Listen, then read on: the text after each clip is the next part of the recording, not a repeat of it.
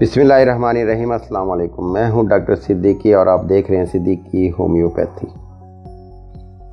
आज हम पेशाब की एक बीमारी जिसको यूरेथ्रल स्ट्रक्चर बोलते हैं उसके बारे में बात करेंगे। लेकिन वीडियो शुरू करने से पहले आप तमाम दोस्तों, साथियों और अहबाब से गुजारिश है कि जिन्होंने अभी तक हमारे इस यूट्यूब चैनल सिद्दीकी होम्योपैथी को सब्सक्राइब नहीं किया, प्लीज़ वो इसको सब्सक्राइब कर लें।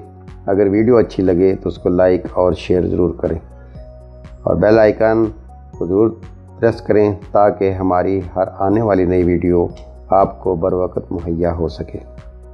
चलिए शुरू करते हैं। आज हम इस बीमारी के बारे में बात करने लगे हैं। इसको मेडिकल टर्म में यूरेथ्रल स्ट्रक्चर बोलते हैं।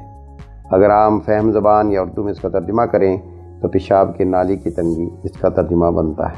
जैसा कि आप जानते हैं, ब्लैडर का काम पेशाब को स्टोर करना होता है और जो यूरेथ्रा है उसका काम पेशाब को खारिज करना होता है। जब यूरेथ्रा में कोई प्रॉब्लम पैदा हो जाए या उसमें कोई रुकावट पैदा हो जाए तो इंसान को पेशाब करने में दिक्कत पेश आती है, मुश्किल पेश आती है और उसका पेशाब पूरी तरह खारिज नहीं हो सकता। तो यूरेथ्रा में एक किस्म की तंगी का पैदा हो जाना या आप उसको यूँ कह दें सिकुड़न हो जाना, सिकुड़ाव या तंगी, इसको हम यूरेथ्रल स्ट्रक्चर बोलते हैं। अगर हम इसके साइन और सिम्टम्स की बात करें तो साइन और सिम्टम्स में सबसे पहले इसमें जलन, दर्द और पेशाब का सही तरीके से ना होना पाया जाता है। यानी जब कोई इंसान पेशाब करने जाएगा तो उसको पेशाब पूरे फ्लो के साथ यानी मुकम्मल धार के साथ नहीं होगा, या तो उसकी पेशाब की धार बारीक होगी या उसकी पेशाब की धार पेशाब करते वक्त बार बार टूटेगी और उसको पेशाब खारिज करने में बहुत ज़्यादा टाइम लगेगा। जैसा कि आप जानते हैं कि एक नॉर्मल इंसान, उसके मसाना की कैपेसिटी जो होती है वो 500 ml तक होती है। जब यूरेथ्रा में कोई प्रॉब्लम आ जाए, जैसे कि स्ट्रक्चर हो जाए, तो उसको पेशाब करने में काफ़ी टाइम लगता है और उसको कुछ दिक्कत महसूस होती है।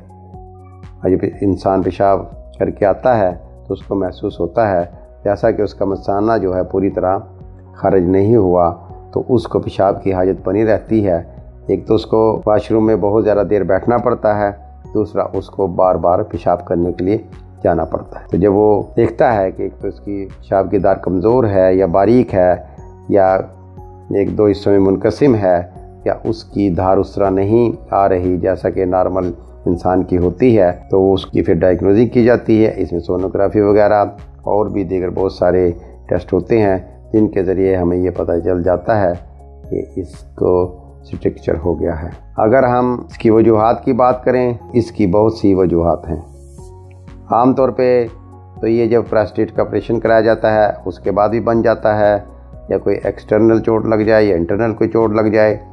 एक्सटर्नल तो बाहर से कोई एक्सीडेंट वगैरह हो जाए या किसी तरह कोई और चीज़ लग जाए इंसान को, तो उससे भी ये स्ट्रक्चर पैदा हो सकता है। और इंटरनल में ऐसे है जैसे अगर किसी बीमारी की वजह से कोई कैथेटर वगैरह पास किया या कोई सर्जरी की, उसकी वजह से कोई अंदर एबनॉर्मल ग्रोथ हो गई या नाली में कोई मसला बन गया तो फिर ये स्ट्रक्चर पैदा हो जाता है। इस तरह अगर बहुत ज़्यादा अरसे तक क्योंकि इन्फेक्शन रहे, पेशाब में कोई प्रॉब्लम रहे, उससे भी इसके बनने के चांस होते हैं। या यूरेथ्रा में कोई स्टोन फंस जाए और वो निकलते हुए यूरेथ्रा को ज़ख्मी कर दे, उससे भी ये मसला बन सकता है। अगर हम इसके इलाज की बात करें तो इसका इलाज आम तौर पर ऑपरेशन के ज़रिए किया जाता है। अक्सर केसों में स्लाइड डलाई जाती है। कुछ अर्सा तक ये मसला ठीक रहता है लेकिन उसके बाद दोबारा हो जाता है। अगर हम होम्योपैथिक में यूरेथ्रल स्ट्रक्चर की इलाज की बात करें तो बहुत ही अच्छी मेडिसिन है। इनकी सबसे टॉप मेडिसिन जो इस मर्ज़ में बहुत ही अच्छा काम करती है उसका नाम क्लेमेंट्स एरेक्टा है। ये आपने 30 पोटेंसी में लेके आनी है और जर्मन कंपनी की लेके आनी है। इसको आपने 5-5 कतरे थोड़े से पानी में डालकर 3 टाइम इस्तेमाल करना है।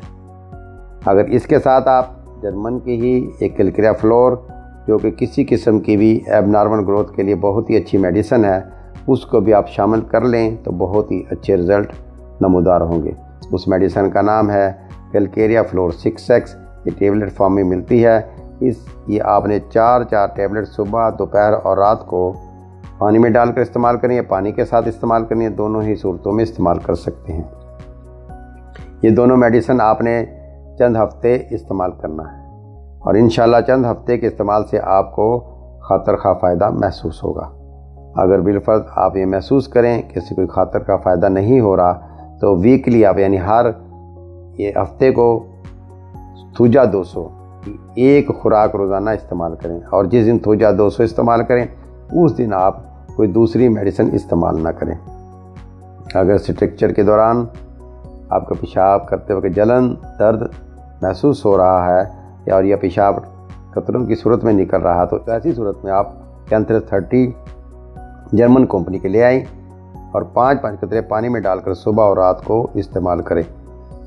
چند ہی ہفتوں کے استعمال سے انشاءاللہ آپ کو اس مرض میں خاطر کا فائدہ ہوگا، اور چند مہینے کے اندر یہ مرض ہمیشہ کے لیے جڑ سے ختم ہو جائے گا۔ بہت بہت شکریہ۔